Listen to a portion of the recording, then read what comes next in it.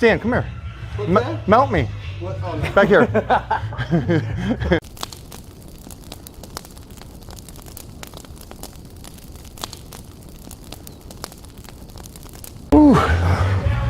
All right, so did some band works with chains. Yep.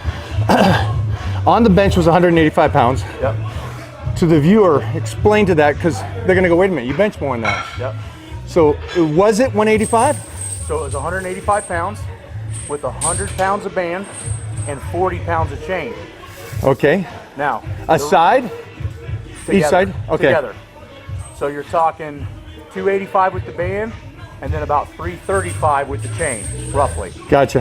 Now what that does, unlike free weight, is as you notice when you started to push on that thing, it got heavier and heavier and heavier. Yeah. That starts making you work the lockout, the elbow strength, and it keeps the pressure off the shoulder. And where you're most likely to get hurt on a bench is at the bottom when everything's stretched. Everything's stretched in. So it allows you to get optimal volume at the top, so when you take things out, it feels light. Right. But you don't get that overwork in the bottom where your shoulder is at the most precarious position to get hurt. And you got that momentum coming out of the bottom that helps you push through that upper part where it is heavier, which is in the long run. Stan, come here. Mount me. What? Oh, no. Back here. So we're just kind of talking about the bench to the newbies and the people watching this could get confused. Here, stand up. Seeing 185 on the bar, not understanding the concept of what we were doing. So that was 185? It's all about bar velocity.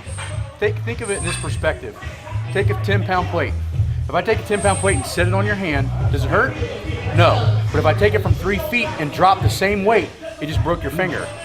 So when you drop that weight down in there, that 300 pounds of top just turned into somewhere between 400 and 450 pounds that you have to reverse. Burst out.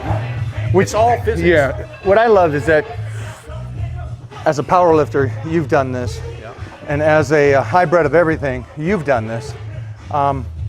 Is that you've taken athletic ability and put it into powerlifting, where I wouldn't say in the old school, but it was basically going in the gym and lifting the heaviest amount of weight, where there's so much more to it. The There's first a person science. to really figure out that type of training was Dr. Fred Hatfield with compensatory acceleration. He understood that if you could get a faster eccentric, you could have more energy in the concentric, and that's how he was able to squat 1,000 pounds at 242 pounds body weight. First time I heard about it was Bill Kazmaier. Yeah. Talked about taking and slamming the weight down into his chest. Forces mass times acceleration. I don't think he explained it in that fashion, but he just said, I know it worked. Yep. Increasing kinetic energy, increasing coil pressure. A slingshot, you can shoot a ball faster if you pull it back and let it go really fast than you can if you hold it. Now, even though you're saying this, you still go to the other side. Yes. Taking it down and doing pauses Right. and making it harder on yourself. So the trick is once your body understands the question or the answer to the question, you change the question. So you notice the second to last set, we slowed the eccentric down. So the body was like, what the are you doing? Because you just showed. Well, you guys did, I didn't. Yeah, you And then the other thing is we went to complete failure, which wouldn't be normally something you do on speed work. But if you need more muscle mass, you would put that at the end and you increase 4,000 or 5,000 pounds of loading on one set. Muscles are going to grow. So it's a mixture of being able to be quick, being able to strain, and having the endurance and muscle mass, and thinking of it as a full circle.